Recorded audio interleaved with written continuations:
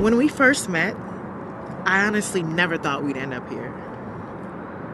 It's crazy. Sometimes you connect with people that you never thought you'd connect with beyond the surface. And I really love... Is this what it's come down to? Me and Jay need some privacy. Private? But you brought DJ Whispers. You do see these cupcakes, right? Jake, will you please talk? Jay, we're gonna talk, right? I want to answer this question, but some other time. Honestly, I think with all three, I don't know if that's a cop-out answer, but my Black identity, I would have to say, overrides any other identity that I have, oddly enough, because it's so important to me. It's what I'm most proud of, and it's what I feel like isn't, like some of the stories aren't really, all our stories aren't told yet.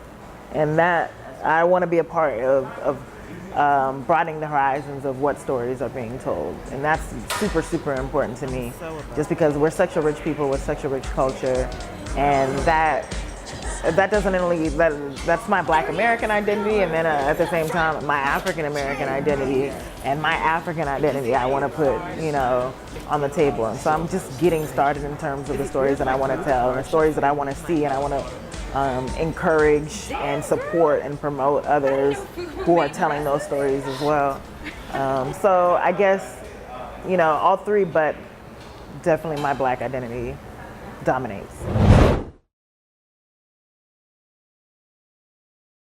I think it just depends on the content that you're creating. I think it's really important to try to create something that doesn't exist or that is a different spin on what's being told.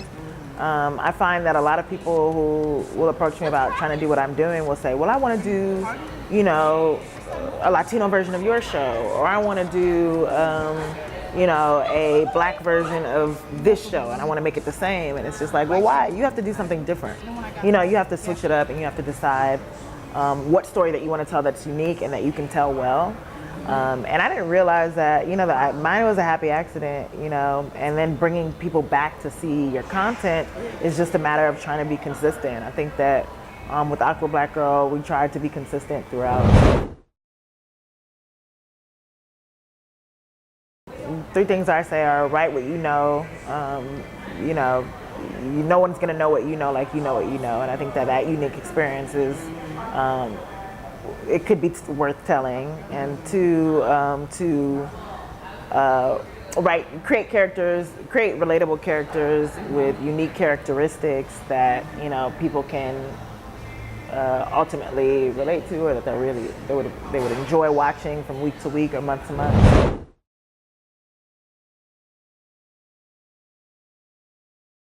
No, I was extremely surprised because I was skeptical to even do a Kickstarter in the first place, because I just felt like people wouldn't give. Why would they give for something that could be free? And so people surprised me, and just pleasantly surprised me in terms of what they were willing to contribute, how much they cared about the show. But even business-wise, like, I came into this as a creative. Like, that's all I wanted to do was just write and put something out there. And being on the internet and, trying to market your content and then sell your content ultimately is, it makes you a businesswoman, it makes you an entrepreneur. So I had to learn all these different facets, and even, in the conception of Awkward Black Girl, I wanted it to be a t-shirt line. I was like, this is an identity, and that's what I wanted to do. I wanted to make, thanks. I wanted to create cartoons to sell the shirts. And so, it just happened to be a happy accident that the show happened to be successful, more successful. Well, the t-shirt line isn't doing it badly, but definitely more successful than the shirts. But then I still had to adapt and learn business traits, and I'm still learning as I go along. Friends, a lot of my friends. I found a lot of my actors by just calling in favors from friends, and those friends happen to be super talented and super down for the cause, which is another, that was my last thing of advice, to work and collaborate with like-minded, hardworking people, because they were there for me when I couldn't pay them. They were very, very much dedicated to the project just as much as I was. and that's so important. It's something that we all went through together, and it was such a great process.